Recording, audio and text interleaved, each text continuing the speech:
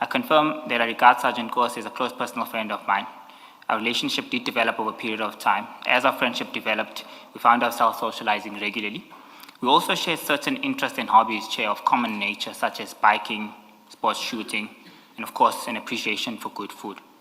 Chairperson, in short, our friendship was based on compatibility and common interest. I first met Sergeant Nkosi through a mutual acquaintance, better known as Mr. Spiyo Mashile. At the time of our introduction, Sergeant Nkosi arrived on a motorbike, which immediately, of course, drew my attention and piqued my interest as a result of my own interest in biking. We after this met up occasionally, then later on, to a point of seeing each other on a regular basis. Chairperson, simply put, we became good friends. Can I make a request? Good morning, Mr. Minisi. Morning, Commissioner. And it will apply to all the questions. So when a question is asked, when, our expectation is that you give a date as well, so that at least we know it's 2016, 2015, or 2010. Okay. But if you just confirm the friendship and you don't give us the date and the timeline, it becomes problematic. And it applies to all the questions. Okay. So as you expand, if you can give, it doesn't have to be the exact date, but you can say more or less between 2015 and 2016. Then it gives us an indication. Okay, thank you, Mr. Chaskalson. Thank you, Commissioner. The question in paragraph 2.4, which appears at page 5 of the supplementary bundle, was explain the frequency or number of instances of your meetings or interactions with Sergeant Nkosi and the purpose of such meetings or interactions. Please also indicate whether you've discussed or informed Sergeant Nkosi of any matters relating to City of Tshwane or Tshwane Metropolitan Police Department. If you have done so, please explain what the legitimate basis, if any, was for so doing. And you respond to that at page 4 of your affidavit from paragraph 18. And maybe if you can, again, read your response, amplify anything you want to amplify. Okay, thank you, Chair. Paragraph 18, I confirm that I met up with Sergeant Nkosi on a number of occasions during the course of our friendship. Chairperson, I cannot state the exact number or the frequency of these meetings, unfortunately, at this stage. I can, however, confirm that we saw each other on a regular basis and that we did spend a considerable amount of time in each other's company, of course, time and work schedules permitting. I met Sergeant Nkosi during an extremely difficult and emotional turbulent period in my personal life, Chair. At the time, I was going through a deeply painful and hostile divorce, which placed me under immense emotional strain. I found Sergeant Nkosi to be a good listener. I found myself confiding in him increasingly, seeking personal guidance and advice, relying on him for support with respect to the personal challenges that I was facing at the time. Chairperson, I felt that I could trust him and that he would not betray my confidence. He is an older gentleman than I am, and obviously I found within his life experience, which he often shared with me, of great value and of assistance to guide me during this extremely difficult period and time of my life. I did find it easy as our friendship grew, Chair, to seek his counsel. I also found him to be a caring individual. Looking back, I can say I regarded him as a brother. Always there for me, was kind, was caring, was protective, sharing words of comfort when the same was needed. We also, of course, had some good times and fun, Chair, whether we went shooting, biking, or just socializing. Paragraph 21, as our friendship grew closer, we became familiar with each other. We would occasionally share some work-related frustrations and challenges that we were experiencing. I believe it is natural for friends to discuss these kinds of issues. Just to expand, it was not anything sensitive in any nature or form.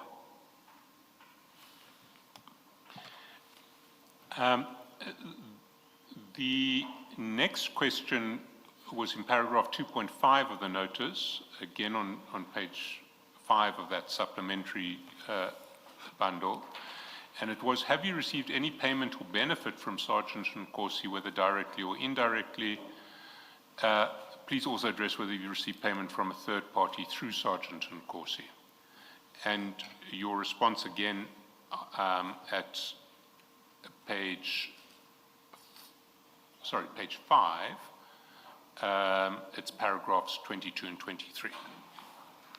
Chairperson, I have not received any payment or benefit either directly or indirectly from Sergeant Nkosi. I further confirm that I have not received any payment or benefit from a third party from Sergeant Nkosi. I do, however, wish to state on a few occasions Sergeant Nkosi accompanied me to meetings or gatherings in instances where I might have felt unsafe or vulnerable purely as a friend. I never perceived this or understood him accompanying me as a benefit of any sort for either of us.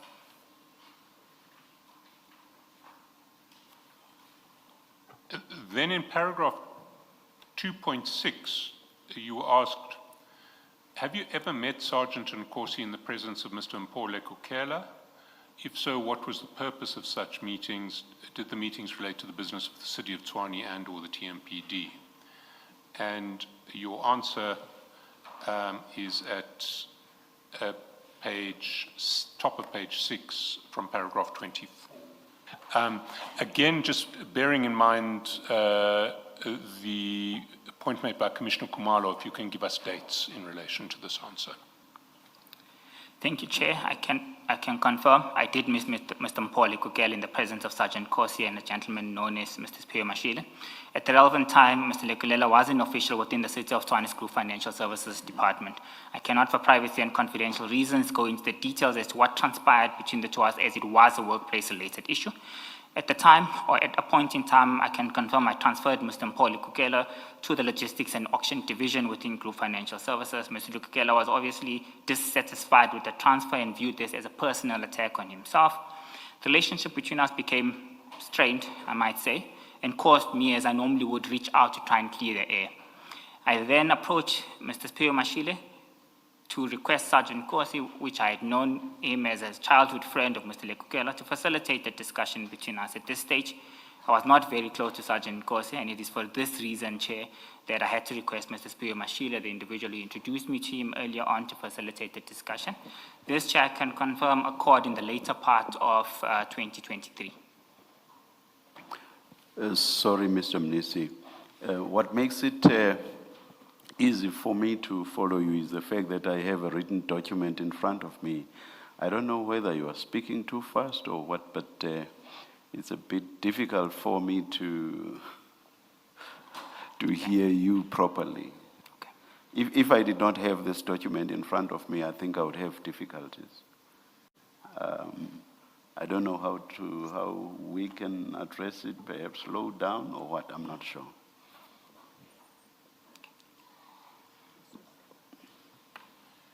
I mean, Chair, what we can also do is we can flight at this point because we're no longer needing to, there's nothing further that's confidential. There's a bit of a reverberation in the room, and I think that's what causes, because I'm experiencing the same issue that you experienced, Chairperson. So I think he needs to slow down, but there's quite a bit of a reverberation, and that's what's causing us to sort of not hear properly, I think. Yes, I think there's that too. Yeah.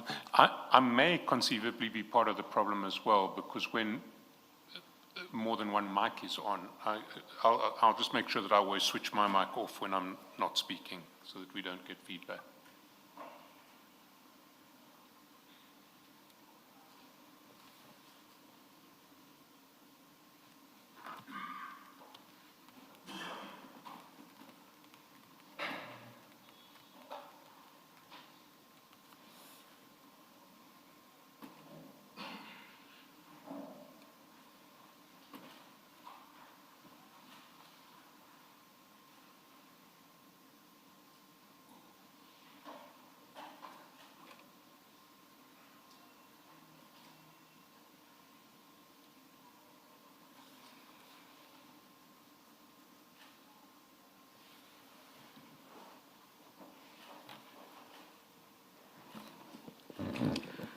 Thank you. Thank you, Mr. Shaskalsin. Let's try you slowing down perhaps for now. Maybe the question of reverberation can be attended to during the tea break if it persists when everybody else switches off their microphones. Okay. There's another technical issue that was raised. That too will be attended to during the tea break.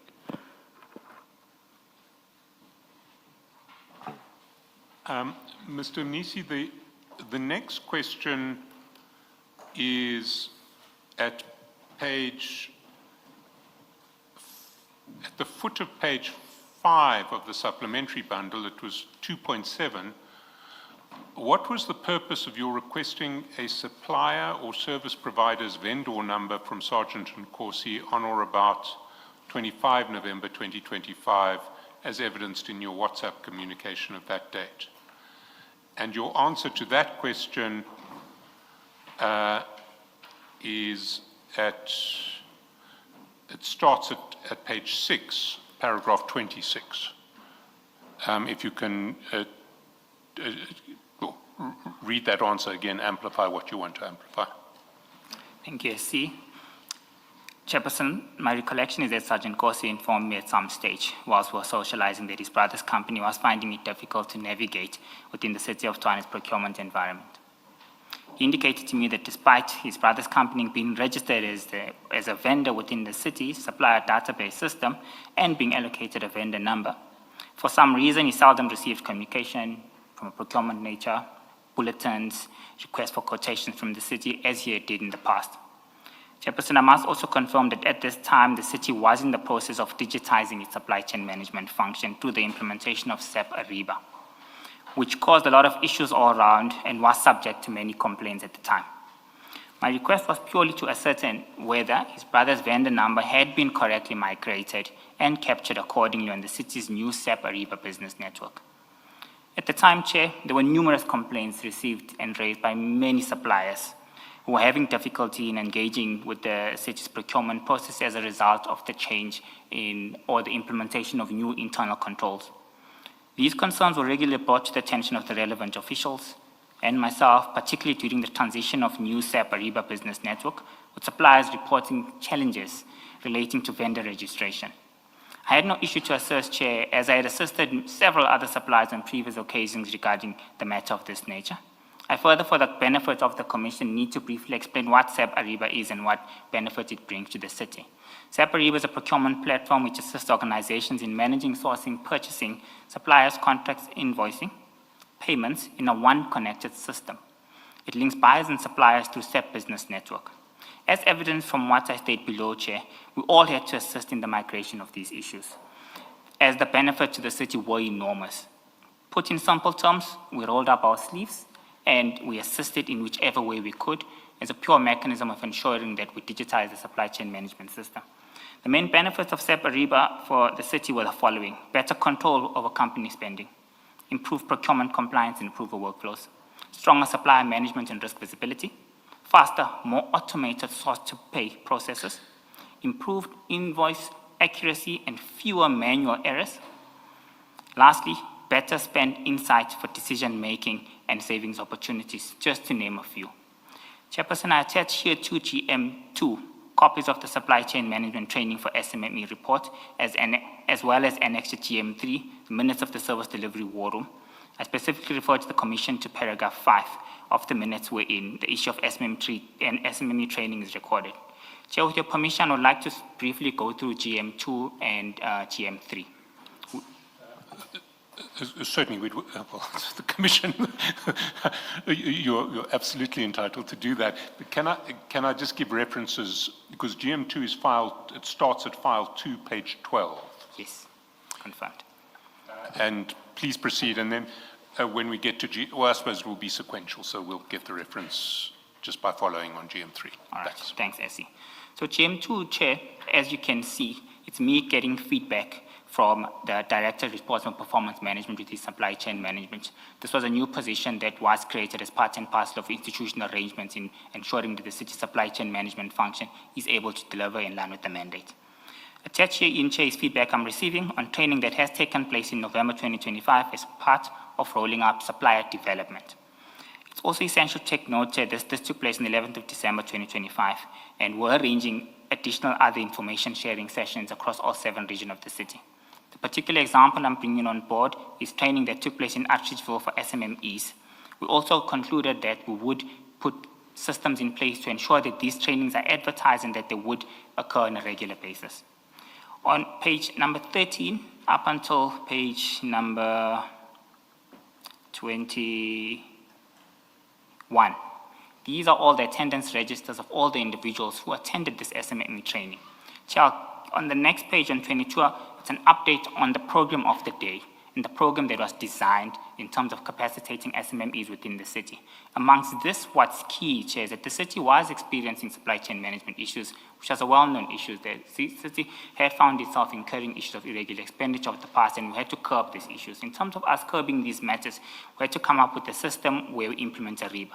If you look at paragraph 3 of page 22, the training program would commence from 2026 to incorporate SAP Ariba training to empower SMMEs, as they would seamlessly take part in the automated procurement system that the city was implementing.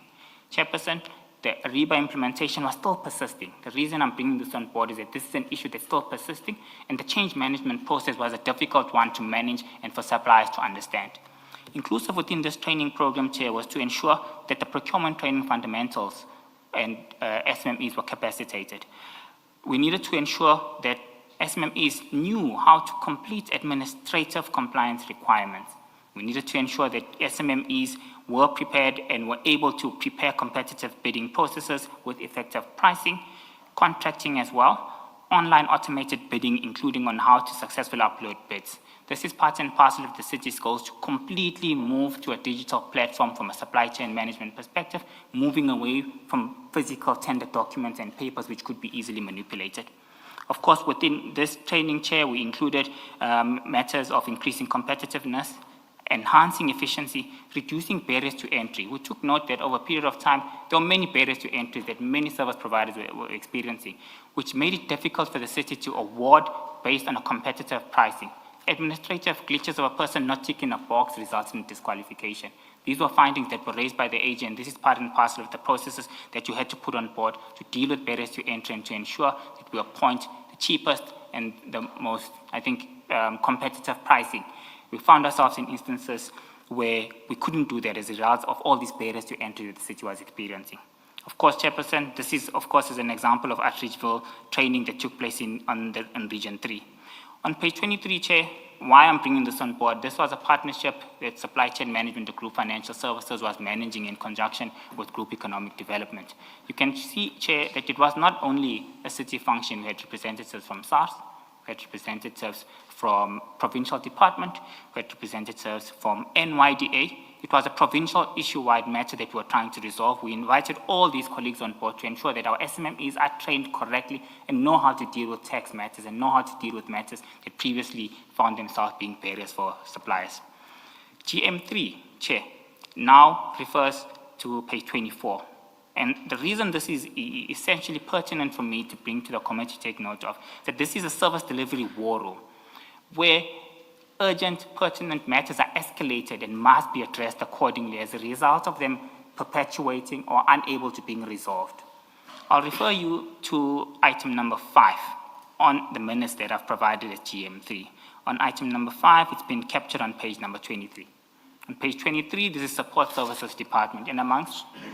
Sorry, just to interrupt, on the, I think it's page 33 yes, of 33, the bundle. 33. Yes.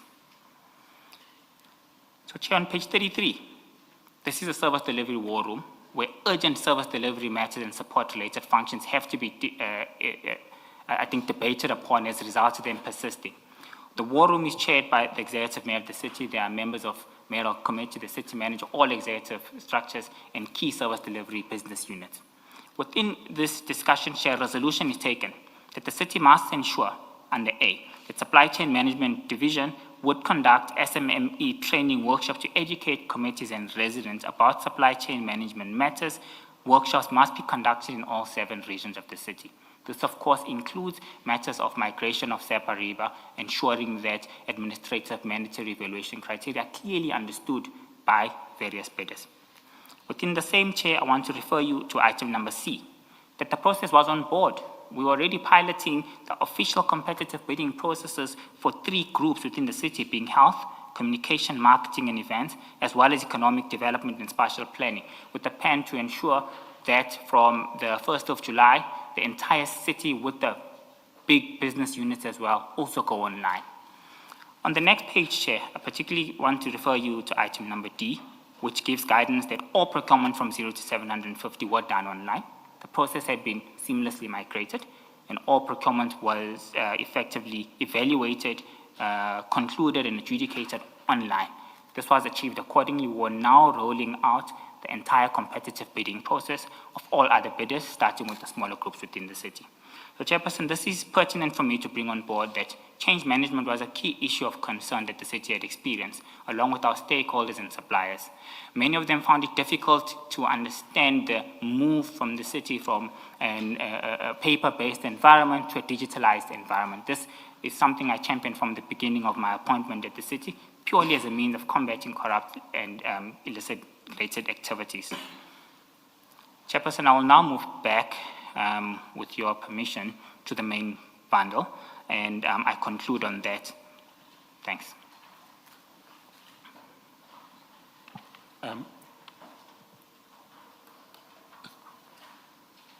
Thank you, Mr. Minisi. The next question was 2.8, and it was what common interest did you or do you and Sergeant Nkosi share, whether of business, personal, or any other nature, including people or other matters of common interest? And that question you answer from paragraph 32 on page 8. Again, if you can read your answer into the record and amplify anything you want to amplify. Chairperson, thank you very much. On 32, I mentioned that I have dealt with the issue of our common interest between myself and Sergeant Nkosi previously, which included biking, sports shooting, and of course appreciation for good food. Sergeant Nkosi and I shared no business relationship, joint venture, commercial arrangement, common business interest whatsoever. Further, I do state for the record, Chair, that during the period of December 2024 to about June 2025, he assisted me by recommending the services of a driver. There was no quid pro quo involved. He merely assisted a friend in need, and I paid the driver for the services he was providing to me. Then in paragraph 2.9 of the notice, at page 6, have you had a relationship or interactions with Mr. Joseph Banyoni and Mr. Mandla, whether directly or indirectly or through Sergeant Nkosi or anybody else? And your response is at the footer page 8 from paragraph 35. Thanks, Chair. Paragraph 35 and 36, I confirm for the record that I do not know Mr. Joseph Banyoni. I have never had any direct or indirect, either through Sergeant Nkosi or any other person, any relationship, associations, or dealing with him, nor have I ever had any personal, professional, or intermediate connection or interaction with him. On 36, I deal with the matter of Mr. Mandla, where I confirm that I did meet Mr. Mandla, and I was introduced to him by Sergeant Nkosi. The introduction happened in a social setting, Chair, and from my, I think, view, was entirely coincidental. On that occasion, Sergeant Nkosi had suggested that we go to a restaurant better known as Mai, which is known for serving a variety of traditional style street food. Sergeant Nkosi and the gentleman, coincidentally, according to my observation, encountered each other at the restaurant, and Sergeant Nkosi obviously knew him. He then moved forward to introduce me to him. My interaction with Mr. Mngqina was limited to being introduced to him, where we briefly exchanged pleasantries. There was no prior arrangement to meet up with him. During these exchange of pleasantries, he asked me for my contact details, which I provided to him. I also saved his numbers on my phone list. Notwithstanding the fact that I met Mr. Mandla as aforesaid, I reiterate that no meeting, engagement, or interaction of any nature ever took place between myself and Mr. Mandla through his or another's intervention. You pronounce it Mngqina. Is it Mngqina or Mngqina? It's written Mngqina. Mngqina, Chair. Apologies. Oh, thank you. And I should probably have dealt with or asked you to address these two questions together, but for the sake of completeness, in paragraph 2.10, the question was asked, have you ever met or interacted with Mr. Sibanyoni, Mr. Vusimuzi Matlala, and Mr. Mandla Mngqina?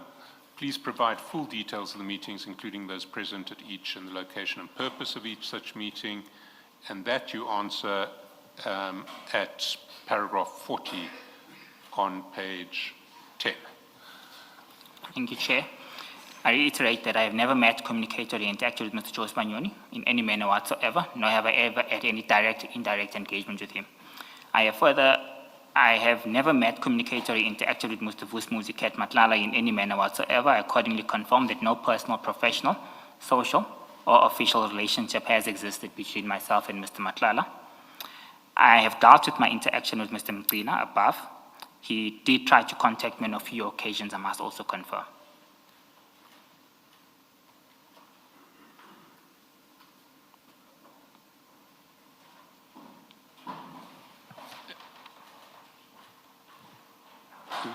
Then, in paragraph 2.11, you asked whether you have any interest in or relationship with any of the following companies or closed corporations, whether directly or indirectly, or any of their shareholders or directors. And the companies that were mentioned were Gubis 85 Solutions Pty Limited, Ngapeshia Construction and Project CC, Triotic Protection Services CC, Two Cops in Security Services CC, Vimtsire Security and Protection Services CC, El Shaddai Security Services CC, and any other bidder in respect of TMPD 2 of 2016-2017, TMPD 1 of 24-25, and TMPD 3 of 24-25. And your answer to that question was on page, or starts at the top of page 11, and maybe if you can just address all of those companies from all the way down to paragraph 60 on page 14. Thank you, Chair. Paragraph 43. I have nor have I ever had any personal business, financial, or any other association with Gubis 85 Solutions Pty Ltd, or any of its directors or shareholders. 44. I have nor have I ever had any relationship with Ngapeshia Construction and Project CC, directly or indirectly. I further confirm that I have no interest in or relationship with any of the shareholders, directors, or representatives of the said entity. On 44, Chair, I confirm that I know that Sergeant Nkosi's brother is a director of Ngapeshia Construction and Projects. Notwithstanding that fact, I confirm that I have nor have I ever had any personal, business, financial, or other relationship with him or his company. On 46, I deal with the matter of Triotic Protection Services. I confirm that I have nor have I ever had any interest or relationship with Triotic Protection Services CC, either directly or indirectly. I further confirm, Chair, that I have no interest in a relationship, or nor have I ever had any relationship with the shareholders, directors, or representatives of the said entity. I am, however, aware of the fact that Triotic Protection Services was previously associated with Deputy Executive Mayor of the City of Tshwane. My understanding is that he was at some point in time a director of the entity. He had since resigned from that position. I now deal with Two Cops in Security Services. I confirm that I have nor have I ever had any interest nor any relationship with Two Cops in Security Services CC, either directly or indirectly, Chair. I confirm that I have no interest in or relationship with any of the shareholders, directors, or representatives of the said company. I also confirm that I have no personal, business, financial, or any other association which exists between myself and Two Cops in Security Services CC or any of its shareholders or directors. Paragraph 50, I deal with the matter on Vimtsire Security and Protection Services. I confirm, Chair, that I have nor have I ever had any relationship or interest in with Vimtsire Security and Protection Services, either directly or indirectly. I further confirm that I have no interest in a relationship with any of the shareholders, directors, or representatives of the said company. I confirm further, Chair, that I have no personal, business, financial, or any other association which exists between myself and Vimtsire Security Services Protection CC or any of its directors or shareholders. El Shaddai Security Services, paragraph 52, I further confirm that I have nor have I ever had any interest nor relationship with El Shaddai Security Services CC, either directly or indirectly. I further confirm, Chair, that I have no interest in a relationship with any of the stakeholders, shareholders, directors, representatives of the said entity. I further confirm that I have no personal, business, financial, or any other association which exists between myself and El Shaddai Security Services or any of its shareholders or directors. Thanks. If you can continue on through 54 to 60 as well. Perfect.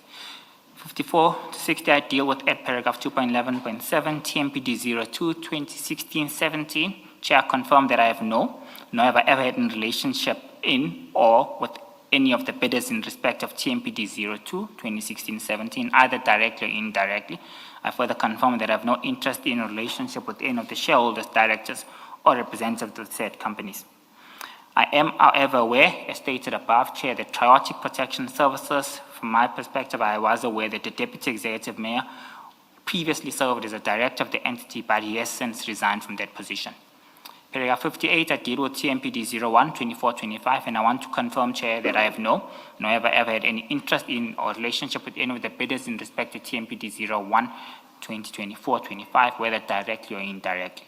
I further confirm, Chair, that I have no interest in or relationship with any of the shareholders, directors, or representatives of the said companies.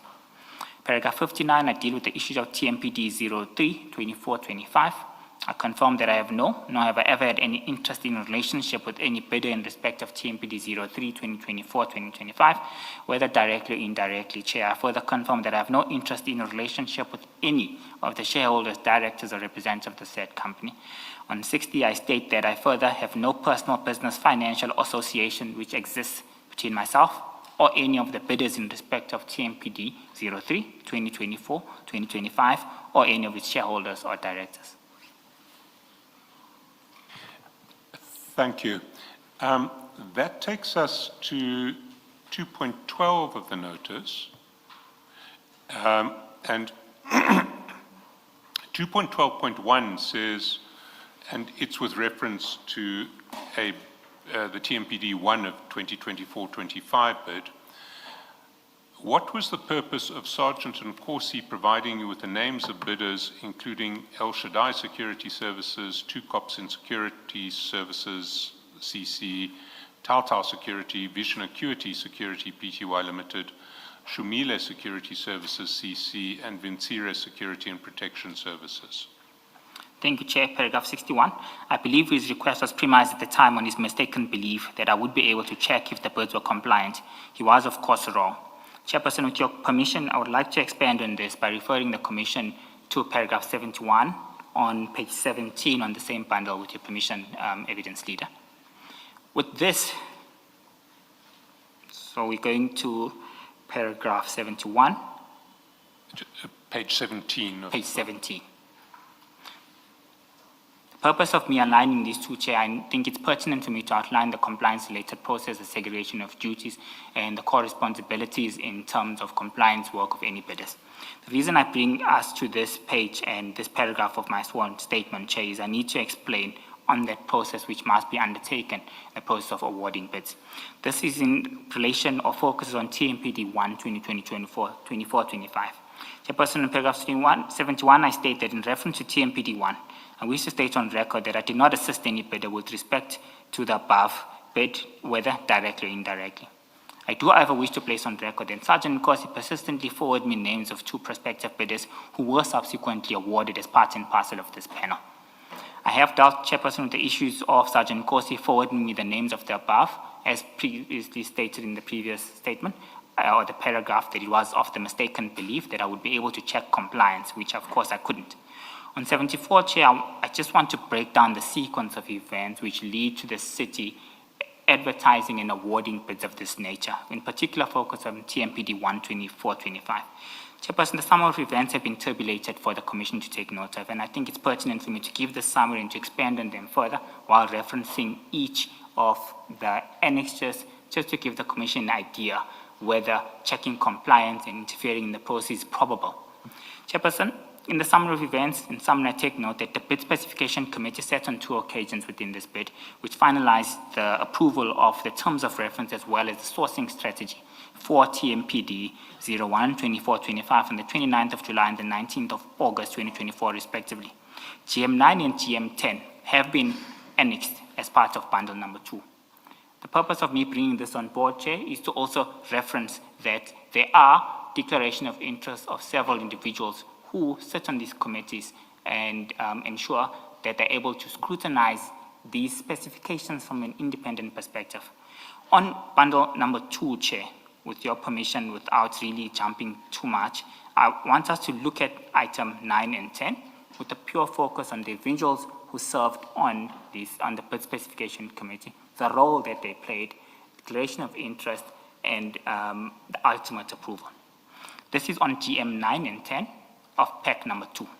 And if I can just give the reference, GM9, where I presume we'll start, is at page 58 of Yes. file 2. So from GM9, Chairperson, you take note of the minutes of certain individuals. There were about 7 of them who serve within the specification committee. Their role is to independently look at specifications to validate whether they don't favor specific bidders. This is captured in essence from page 59 right up until page number 75. Within this process, Chair, there are 7 individuals who scrutinize these bids accordingly. Yes, the minutes that I'm bringing on board take into account a number of bids, because the bid specification committee doesn't just sit for one bid. There might be other bids that are involved. But I think for the purpose of this committee, we are referring to TMPD 01, 2024-25. So this is a demonstration, Chair, that the first stage of the process and the test of independence in terms of development of specifications and ensuring availability of budget to the sourcing strategy is done by an independent committee. Then going to jump straight, Chair, back to my summary of events. Chairperson, I think maybe what I should do is complete the summary of events. As I go to each paragraph, I do expand on each of the summary events. We'll then reference those annexures on bundle number 2. The advert, Chair, was completed and advertised on the 26th of August 2024. Annexure GM11, item 5 has been brought on board. The closing register for this bid in question was the 2nd of October 2024, Annexure GM12. The bid Sorry, Mr. Minisi. I know you've gone back into the statement, but bear in mind that the Commissioner's not moving as quickly. You know where you're going, they don't. So if you are going to move between the documents, can you just give references and give the Commissioners an opportunity to get to where you've gone? Okay. Chairperson, I'm back to my sworn statement on page number 18. The purpose of this is to complete the summary of the events and the tabulated structure before we go to each of the annexures, which I'll refer to in the other paragraph between paragraph 75 and, of course, 109. Closing register on page number 18. The 4th on the tabulated structure is on the 2nd of October 2024. I've attached Annexure GM12, which we'll go through later. The bid evaluation committee sat on various occasions, taking into account there were a number of bids and there was immense work that needed to be concluded in terms of providing this. However, I have attached GM 13 and 14 as the final BEC reports that were presented to the bid adjudication committee for consideration and scrutiny. The bid adjudication, Chair, for this particular bid sat on 3 separate occasions. On the 4th of September 2025, the 18th of September 2025, the 25th of September 2025, I've attached Annexure GM 16 and 17 in reference, 15, 16, and 17 in reference to the 3 sittings of the bid adjudication committee. Further to this process, Chair, this was subjected to an independent probity by an external legal firm who is independent to validate that the work that has been concluded by the bid evaluation committee before it comes to BAC is up to standard and they have not missed any glitch or process within the supply chain management structure. Then lastly, peculiar to this tender, there was a confirmation report as a result of the BAC wanting to ensure that the BEC had effectively addressed all issues that had been raised by the external independent legal firm that's appointed as an oversight structure before awards are made. I'll move to paragraph 75, Chair, where the purpose of this is to demonstrate that I could in no way influence the process here under and explain the detailed process followed in respect to the said bid. On 76, Chair, I now touch on the process of advertisement of the tender. Subsequent to the approval of the bid specification process as outlined above, I have recorded Annexure GM9 and 10 as a formal communication wherein myself as the Chief Financial Officer and the City Manager approve and endorse the tender for advertisement as a result of these being fully compliant from the first stage of the advert. GM9 and 10 have been attached to this bundle, Chair. This is the approval that is signed by myself and the City Manager as an additional step of ensuring that we are pleased with the process that the bid specification committee had concluded. On paragraph 77, Chair. Sorry, again, apologies for interrupting. But Mr. Minisi, if you're not going to go specifically to GM9 and 10 to discuss them, or then I should just give the references for the Commissioner so they can annotate their statements so they know where to go, unless you're going to go there separately later. Yes, Chair, I think I need to go there just to give the Commission an overview of that. Thanks.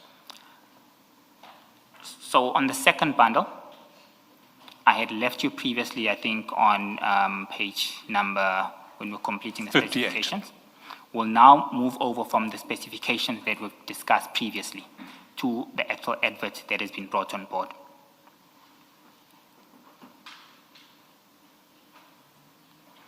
Chairperson, this is captured under page number 116. 116 is a communication from Coop Financial Services, which indicates the purpose of the memorandum in terms of advertising specific bids. And this was part and parcel of completion of the work that has been done by the bid specification committee.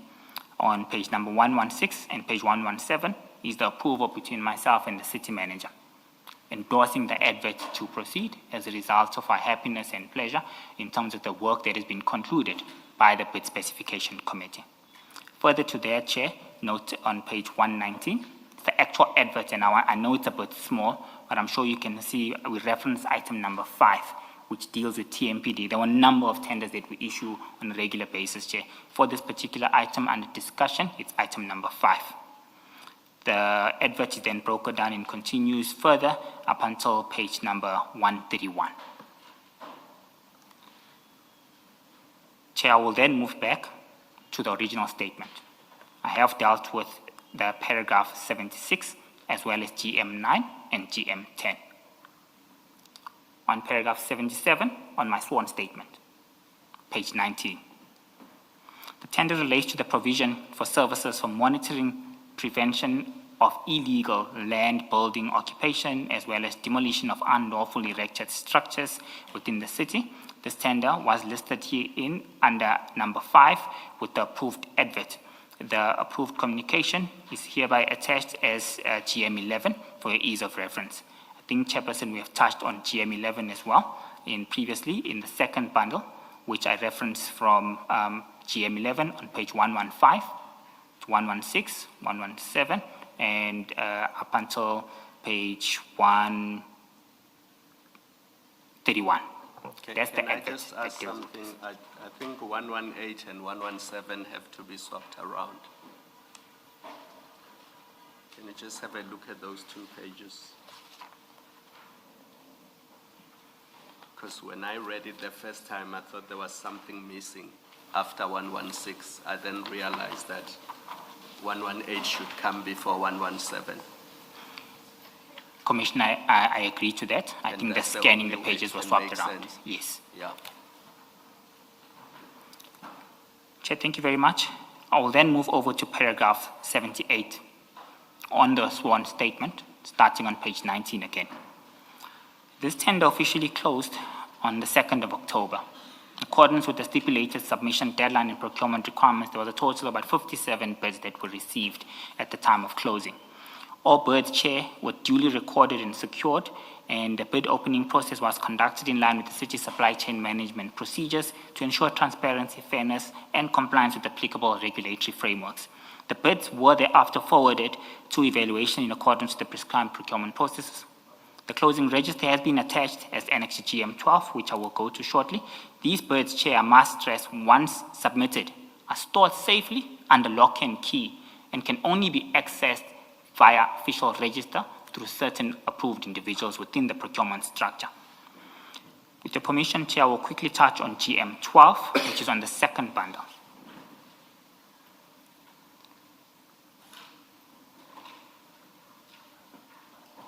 If we're together, the second bundle is on page 132.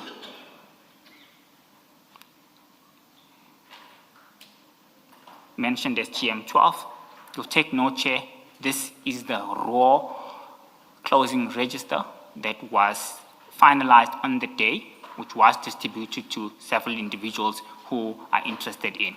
There is a slight difference to the one SC on Index 4 as a result of that being a typed out version and it's uploaded on the city's website. However, I can confirm that these are a mirror of each other.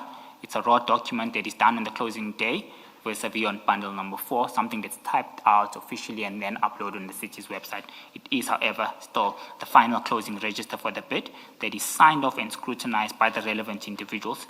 In this case, it runs through to page 147, and we can see the stamp of authority and confirmation that there were 57 bids that were received. Chair, I will move to bundle number 1, the sworn statement again, on paragraph 79. On paragraph 79, page 19 of the sworn statement. All bids were duly recorded and secured, and the bid opening processes were conducted in line with, I think we've dealt with 79, Chair. Let's move over to 20, where we deal with 80. on the extensions. This tender, Chairperson, was subject to extensions on 3 occasions: 31st of March 2025, 29th of June 2025, 27th of September 2025. All these extensions, Chair, I can confirm, were done in line with the city's supply chain management processes and procedures and policies under the delegated authority of the Director Acquisition Management. It must be noted, Chair, that the extension process falls under or within the prescribed SCM delegation framework, and I, in my capacity as the Chief Financial Officer, am not involved or responsible for the approval of such extensions. It is a delegated function. Paragraph 80 and 83, I now touch on the bid specification process. On this bid specification process, Chair, I think we've had the pleasure of looking at GM 9 and 10 as well earlier on. The bid specification process duly was considered and approved the terms of reference of TMPD 01 pertaining to the provision of services for the monitoring and prevention of illegal land and building occupation, as well as demolition of unlawfully erected structures within the city of Tshwane on the 19th of September. This committee was constituted by 7-member panel chaired by Mr. J.M. March.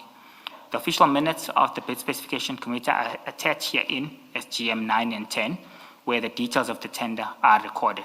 I think we have touched on GM 9 and 10 previously, Chair, and what was essential for me to bring the members of the commission and the evidence leaders on board is that this was a process that was undertaken by a separate committee with from an independent perspective. They had completed their declarations of authorities in accordance. So I would not want to waste the chairpersons of the commission's time by referring back to GM 9 and 10, which we have touched on the summary document.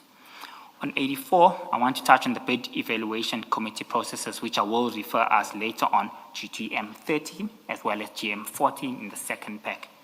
Chairperson, on 84, I state under oath that the bid evaluation committee was duly constituted and comprised of 6 members, chaired by Mr. Victor Hopper, and they commenced their work on the 21st of August 2025.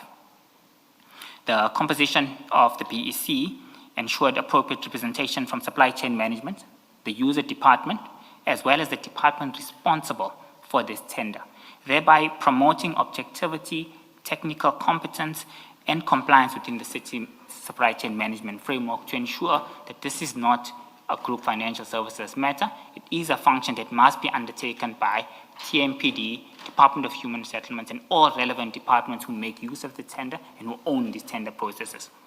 Within these processes, Chair, the bid evaluation committee convened on several occasions, like I've stated, to evaluate the bid in accordance with the prescribed evaluation criteria, including administrative compliance, functionality, and preferential procurement requirements. Following to its deliberations, the committee presented its findings and recommendations to the bid adjudication committee on 3 separate occasions for consideration and further guidance. The final bid evaluation committee reports have been attached as Annex to GM 13 as well as GM 14, which I would want us to refer back as the commission in order to take note of what actually happened here and what were the terms of reference of this separate committee and what were they doing. GM 13, Chair, on the second bundle, it's on page 150.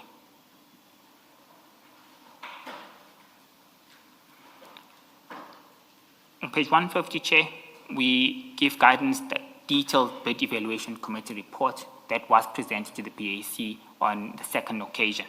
Within this, Chair, what I want to bring on board is the work of the BEC and what they're responsible for. The work of the BEC is to ensure that they look at the established scope of reference. I'll refer you for argument's sake to page number 7. On page number 7, at the bottom, on page 156, we start looking at the key requirements for this particular bid on 3.5.1, on the personnel that might be required per region and what the key requirements would be for any bidder to be successful in terms of passing the stage on a personnel perspective. Further move on to 352 in terms of equipment on 157. We elaborate in detail, Chair, what type of equipment must be brought on board, how many vehicles are required, what other specifications of various contact information must be brought on board for this.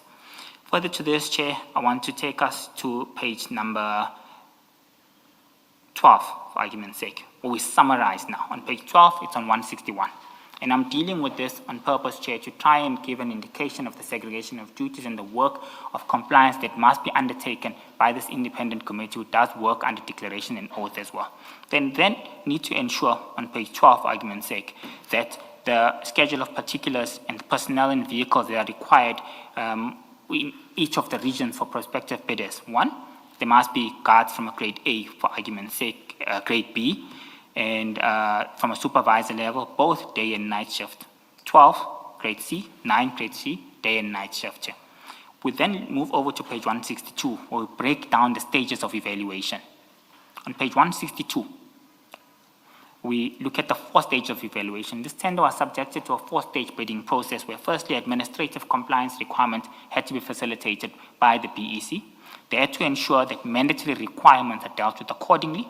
Physical site inspection to validate the submissions and the POE that have been brought on board by various bidders in terms of vehicles that they say they have, that they claim they have, from the INATA certificate. We had to ensure that site inspections are done to physically validate this, as well as the guns and the weapons. Lastly is the preference point system that's brought on board. The point of me raising this, Chair, is the rigorous process that is undertaken in terms of completing bids of this nature. Now, we'll just look at an example of one such example on a bid that's been completed. And when doing so, Chair, I'm going to refer you, I'm going to pass the pricing schedule and all those nitty-gritties to page 180. Page 180 of the second bundle. Page 180 of the second bundle is a pre-compliance assessment once we get there.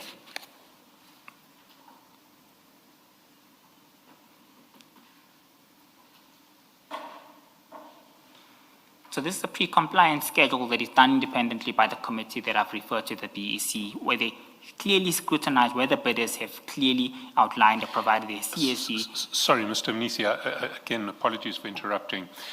Bear in mind that the pagination that the commissioners are using doesn't include the 2 pages of index at the front of, in the case of this bundle, the 2 pages of index. Okay. So if you can just deduct 2 pages from your references when you're referring them to a specific document. Right, so so your instead of pre-compliance 180, schedule will appear in their bundles as 178. Okay. Maybe I think what I'll also do, I'll wait for the screen to guide me on the same page. We have it the way he's been giving it to us. then I'm the one with the So wrong papers. we have the item 3 pre-compliance schedule, it's on 180. Thanks. I'll try and sort my own papers out later. Sorry. If Thanks, we SC. run into difficulty, I will let you know. Okay. But we are following. Okay. Thank you, SC. So the purpose of pre-compliance is to already deal with issues that are non-compliant, to start the process of eliminating bidders that shouldn't be able to make it to the next stage of administrative compliance. BEC and the members that have been appointed, I'm going to reiterate, are made up of individuals from supply chain management, TMPD, the user department, as well as the departments who regularly utilize or make use of this tender. It's a multidisciplinary structure, form of individuals and expertise who are together involved with dealing with these matters. This is just an example, Chair, that pre-qualification stage, a number of bidders are already knocked off as a result of them not being non-compliant to many issues and not attending the compulsory briefing session, for argument's sake. We then move on, Chair. On purpose, I want to take us to page number 187.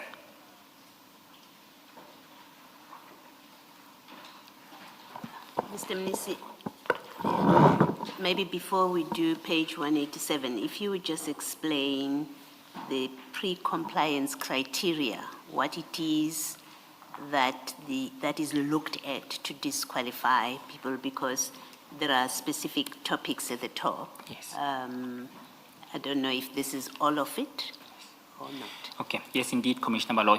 From a pre-compliance perspective, we check whether the company declared CSD number. This is to confirm whether they are registered on the National Treasury's centralized supplier database. The second aspect, we refer to them being a restricted supplier.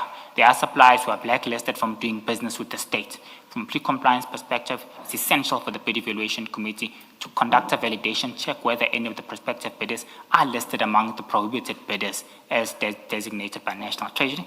Second component, state employees. We don't do business with state employees. They need to conduct an assessment from a pre-compliance level before we even move to administrative requirements, whether any of the bidders, directors, or associates are state employees. A tax compliance schedule is done at this stage as well. It does not necessarily mean that bidders are excluded as a result of Section 43 of the MFMA, which we'll discuss later on. We allow bidders an additional 7 days, but it's effective to take note of this, Chair, so that from an initial submission perspective, all structures of BEC, BAC, and the county property teams and the accounting officer are aware that at this point in time, this bidder was not compliant. The second aspect is that if there is a joint venture, there must be an approved joint venture agreement as well as joint CSD, joint BE certificate for preference point systems. Then lastly, it's effective for us to take note whether did these bidders attend the compulsory briefing session. There is a compulsory briefing session. If you don't attend that clarification engagement, you are disqualified at this point from the onset. Thank you. Chairperson, I'll then move further to page number 187. On 187, we start looking at the administrative requirements now. The key items of completion from administrative requirements. Bidders must ensure that the minimum bidding documents are fully completed. MBD1, for argument's sake, must be completed in full. MBD4, which references declaration of interest, must be completed in full. Bidders must provide other entities which they are directors in. They must equally provide those MMA numbers from registration with supplier database from National Treasury. They must further ensure that the declaration of procurement of any procurement of above 10 million rand is included as MBD5. MBD8 is an essential to declaration of past SEM management experience. MBD9 is an essential declaration which certifies the independent completion of this tender. The joint venture agreement is an essential matter of consideration. And the last essential administrative requirements, Chair, is the pricing schedule. Pricing schedule must be completed in full. In the instance where some bidders do not complete a price, they must put a dash or indicate that it's not applicable. This is to avoid issues if they are an appointed bidder, they now claim that they did not complete all prices in full, they then need to revisit the process. So we dictate that the pricing schedule must be completed in full without any mishaps. This is also, Chair, an effective process that is done independently by the bid evaluation committee, which is comprised of those individuals from supply chain management, the user department, as well as the tender owner. In this case, TMPD, it's a multitude of individuals who sit and assess these requirements independently. The second stage, which is essential, Chair, is... Sorry, Mr. Minisi. Where that heading, certification of independent tender determination, who does that? Is it the bidder that does that certificate, or is it an internal? What does it mean, in fact? Maybe let me ask more simply. It's the bidder, Chair. In short, they make a commitment that all the information completed here is from us as the bidder, and we stand by it. Okay, thank you.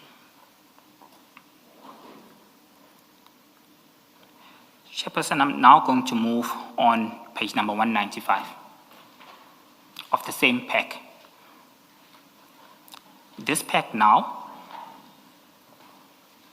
details a list of bidders that have been disqualified as a result of them being non-compliant to the administrative requirements that we've listed above. State all the bidders on board, and they list the reasons on which of those 7 administrative related matters the bidder did not comply to. Multitude of reasons are provided. It is fully aligned to the schedule that is provided above. It also demonstrates that due diligence is done in terms of double checking with the work of themselves, that the BEC have in fact disqualified the correct individuals in line with the schedule that has been prepared earlier on. So now, Chair, the bidders who remain and move on from administrative to mandatory compliance are the bidders who have passed the stage of administrative requirements. These are now listed from page 198. So, Chair, the purpose of me doing this is to outline the process and procedures which must be followed to validate the process is done A to Z to the T, and there hasn't been any glitch or mishap throughout the process. We're now sitting on mandatory requirements on page 198. On page 198 now lists the bidders on the top, and it gives the key mandatory requirements as a column, on your column towards your right. I know this page is upside down. However, the BEC, which is comprised of a multifaceted individuals from all departments within the city, then conducts an independent checklist of each bidder that's remaining. So, okay, we are now left with bidder 2, 12, 15, 19, and 21 on page 198 for argument's sake. The minimum requirements is, firstly, the bidders must have a CIRA certificate. Do these bidders have that? They conduct the checklist, Chair. This is all under oath. there are declarations of interest that are completed by all members of the BEC. Mandatory requirements are completed accordingly from 1 up until, I think, 11, for bidders 1 to 21. Demonstrating that an independent process is done, and we are still within the key requirements of the legislature process of awarding bids of this nature. If we move on for argument's sake to page 199, just to give you a picture of bidder 19. Bidder 19, for some reason, does not provide photographic evidence of vehicles as required in the specifications, meaning there's a glitch here and it's an area of concern, which means you might not be able to pass and go to the next stage, as well as the liability insurance of 10 million rand. It's already an indication to me that bidder 19, without saying his name, will be disqualified from the process for failure to adhere to the key requirements as designated by the mandatory requirements. So, Chair, that's the process that is undertaken for all bidders, which then gives us guidance to move on to the next stage. With your permission, Chair, I will now take us to page number 206. Same bundle. At the bottom of page 206, we now give a clear explanation of the bidders who now did not meet. At the bottom column now gives explanations of the bidders who did not meet the mandatory requirements. They might have passed administrative pre-compliance, they might have passed administrative compliance stage, but when we got to mandatory requirement stage, they failed due to a multitude of reasons as displayed earlier on. So the bidders that are listed here, which is 12, 19, 44, 51, and 54 for argument's sake, do not meet the mandatory requirements. They are disqualified from the process moving forward. On 207, we now give an indication of the bidders that are moving on to the next stage. This is on page 207. The top is a tabulated, it's a table that informs bidder 2, 15, 21, 23, 26, 32, 35, 36, and 40 that are compliant from a mandatory perspective. This means these bidders that we're looking here up in front of us are compliant from pre-compliance perspective. They have met the requirements from administrative compliance.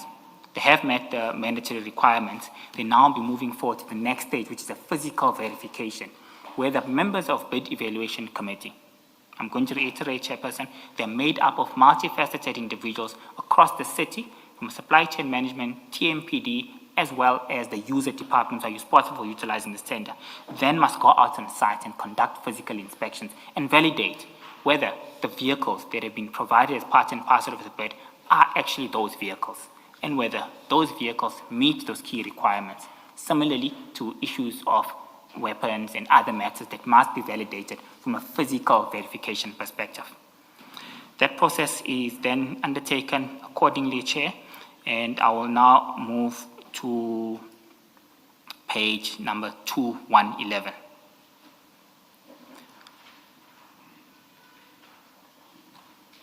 On 211. 211. Oh, you said 2111. Sorry, Chair, 211, 211. On 211, we now designate the results of the physical verification that was done by the bid evaluation committee. Bid evaluation committee went out on site, inspected all the individuals who had passed the first three stages of the legislated supply chain management process and procedures. Bidder number 21, for some reason, does not have a number 5-ton truck as designated within the bid that was submitted. They then need to be disqualified as a result of not meeting the requirements from a physical assessment perspective.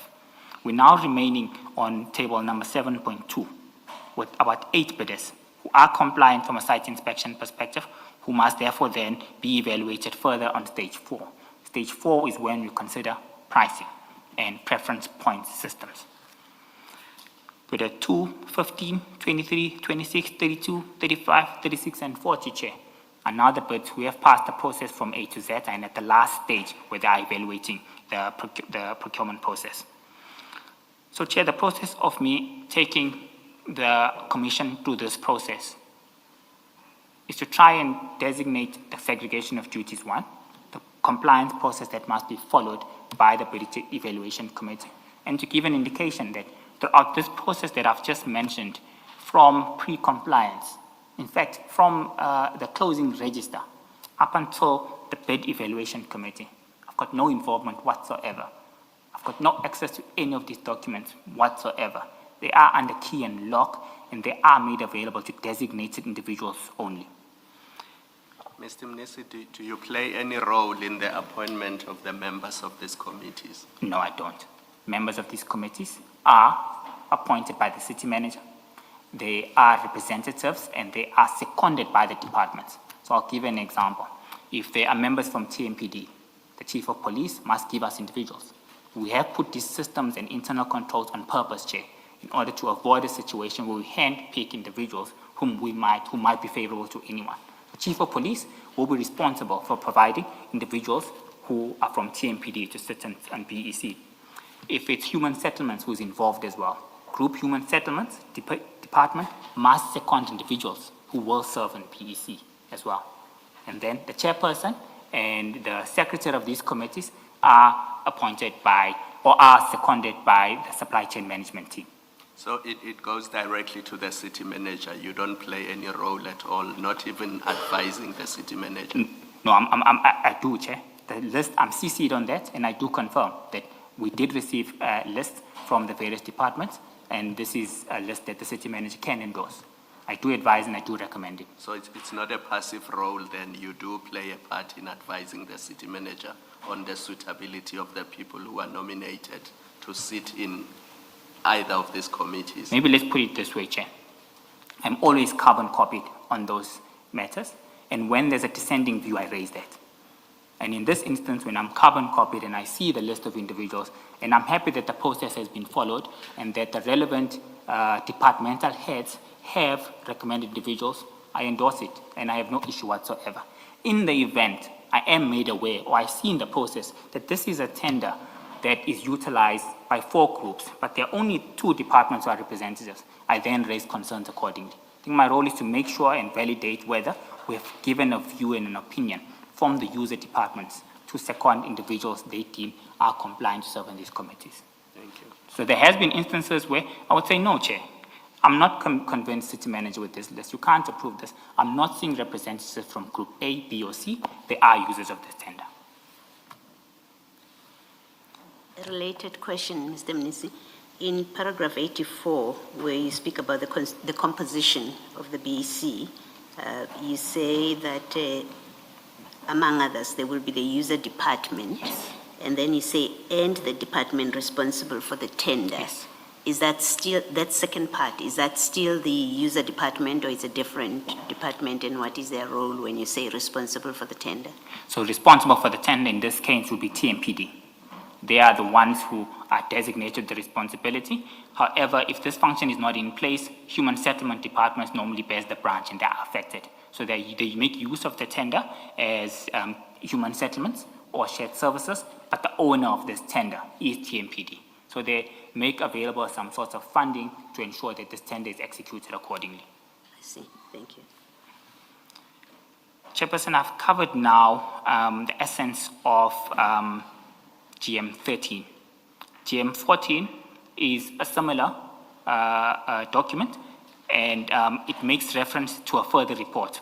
In GM14, it's the final BEC report that has served to the Bid Adjudication Committee. The entire process has been concluded, Chair. I'm just going to find the page. It's on page 244. So the major difference from GM14 to GM13 is that GM13 is served at BAC, which I will outline later on. BAC found a number of non-compliant issues or concerns which they were not covered with. GM14 now covers those issues of concern that were raised by BEC. So you will see the difference that they bring on board as a further report. And this further report touches on the areas of concern or the areas of non-compliance that had been previously raised by the BAC and referred the matter back.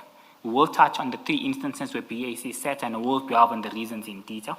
I'm just giving the Commission an example that if BAC, for argument's sake, take note that one bidder has been disqualified for an administrative matter, but there's no proof in the report that is being provided, it is questioned and the reports are referred back accordingly.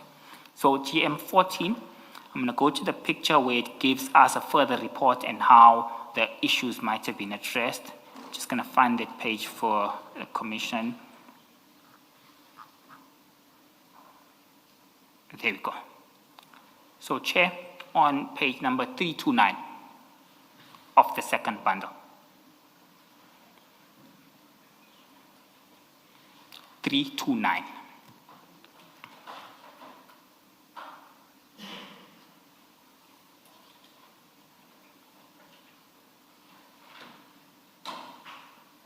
On 329, it comes back as a further report, and this is the major difference because this is the final report that serves at BAC now. It says as further report, matters raised by the BAC, 1 to 6. This was the issue that was raised. These are the responses that we are bringing on board as BEC. Sorry, Mr. Minisi. Before going directly to GM 14 from GM 13, should you not have gone back to the narrative at page 21 and picked up from 84, which would then take you to GM 14? Chair, I think what I was trying to do is GM 13 is a BEC report that was referred back. So, you see, my difficulty is you refer us to a report that comes in after there has been some decision, preliminary decision by the BAC, if I understand you correctly. Okay.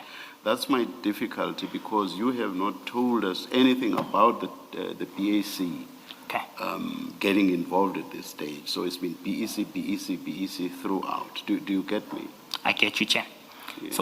So on my statement, Chair, I start covering the events of the BAC from page 22, where I deal with each of the events. So I'm not sure you would want me to deal with just... Is it not page 21, paragraph 84?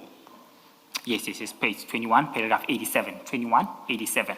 On the first bundle, on my sworn statement, I start dealing with the process of Bid Adjudication Committee. 21 of my sworn statement, paragraph 87. So I'm almost getting to your concern, Chair, where we'll outline each. Okay, maybe let me hear you out, yes. So I'm concluding on GM 14, and I'm saying on GM 14, the purpose and the difference between GM 13 and GM 14 is that it comes as a further report now. BAC have raised concerns. I will outline on these concerns on each of the 3 occasions soon, Chair. They have raised concerns. BAC is now coming on board and saying, we have dealt with these concerns. This is our responses. It's then retabulated to BAC, and this is the final BEC report that was considered and approved. So now, Chair, I would like us to go back to the main statement on page 21, where I would outline now the bid adjudication process as well as the 3 sittings that's set, which one now will tie your concern in terms of what happened with that report, why was it not approved, and why was it returned back, and of course, obviously, how it was remedied moving forward. On 21 of the main bundle, or the sworn statement, I now deal with the Bid Adjudication Committee process. The Bid Evaluation Committee presents its evaluation outcomes and recommendations to the Bid Adjudication Committee. On this instance, it was on 3 occasions for this tender, Chair. It was on the 4th of September, 2025. It was on the 18th of September, 2025. It was on the 25th of September, 2025. On 88, I cover in summary that on the first 2 occasions, the matter was referred back to the BEC. This includes GM 13, Chair, where the matter was referred back to the BAC for further clarification, refinement, and alignment with the applicable supply chain management requirements. The Bid Evaluation Committee duly considered the BAC's inputs and effected the necessary corrections and enhancements to the evaluation report, ensuring that all compliance, technical, and governance aspects were adequately addressed. Further to that... Before you go on to the next paragraph, and you don't need to refer us to the document if it's not necessary. The power or capacity of the BAC to refer back to the BEC, where is that contained in the SCM policy? It's in the delegation of authorities, Chair. When systems of delegations, the roles and responsibilities of the Bid Adjudication Committee as per the MFMA, those are delegated. These are functions delegated to the city manager, who further delegates them further to myself, who I serve as the chairperson, as well as other members who are serving on the Board Adjudication Committee. So the real reason for referring back, if we see issues of non-compliance, if there's errors of non-compliance to the prescriptions, the MFMA regulations, as well as the policy, we are entitled to refer that back and not advise the accounting officer to appoint as a result of glitches which might not have been clarified by the BEC at that stage. So those functions are as per the MFMA delegations, delegated by the accounting officer to the Board Adjudication Committee. They are clear in the appointment letter that it gives to members of BAC committee as well, in terms of your roles, your responsibilities, and the key functions that you must execute. Okay, I don't know whether it's me not understanding your answer or maybe I didn't express myself properly.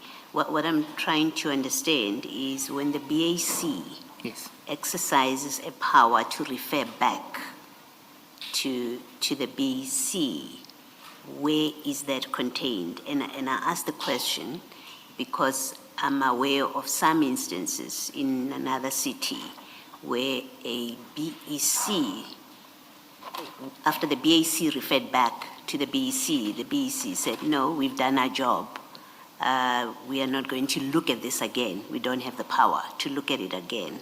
You must make your decision based on what we've submitted. So I'm aware of that kind of experience.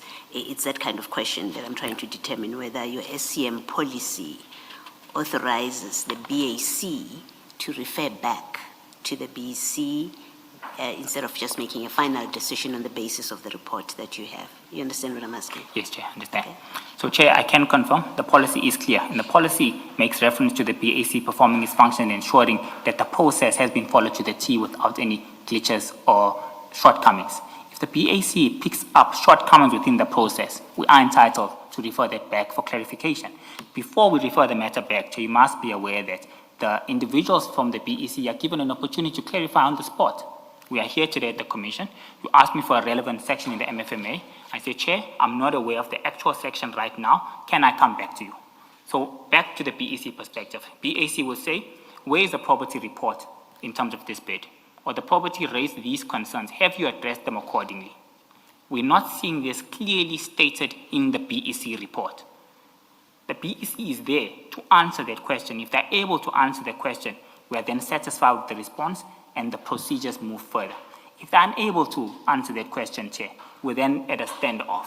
And this is when we refer matters back. When answers are not readily available by the BEC, or whether the BEC themselves need to reconstitute in terms of responding to the BAC on that particular query.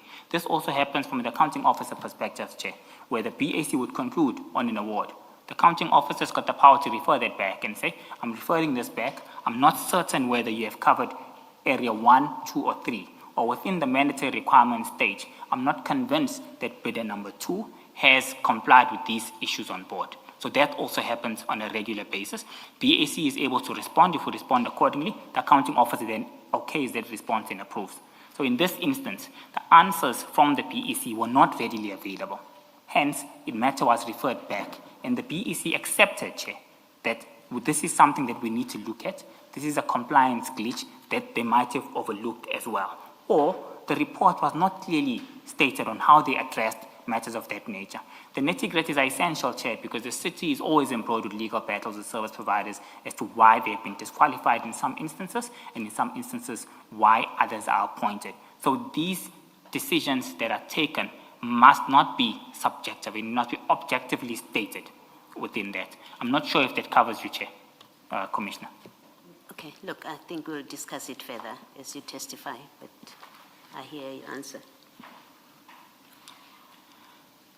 Chairperson, I was on item number 88, where I concluded that on the first 2 occasions, the matter was referred back to the BEC by the BAC for further clarification, refinement, and alignment to the applicable supply chain management requirements. The BAC duly considered the BAC's input and effected the necessary corrections and enhancements to the evaluation report, ensuring that all compliance, technical, and governance aspects have now been adequately addressed. On 89, I touched, following the incorporation of these revisions, the BEC resubmitted the matter to BAC on the 25th of September. The BAC was satisfied that all outstanding issues had been appropriately addressed and resolved. The BAC subsequently approved the recommendation, resulting in a formal signing of the resolution and its submission to the accounting officer for further consideration and approval in accordance with the prescribed SCM delegation framework. Chairperson, with your permission, I now deal with what transpired on each of the days, on the 4th, the 18th, and the 25th at the BAC itself, what really transpired on those separate dates. And I will refer you to several annexures which will also answer your concerns on GM13 and the reasons why that was referred back. Sorry, Mr. Minisi, sorry to interrupt, but we've got a practice of taking a tea break at 11. So I think if you're going to shift to each of the BAC meetings, it may be convenient to take the tea break before you do that. Thank you, Mr. Chaskalson. Let us adjourn.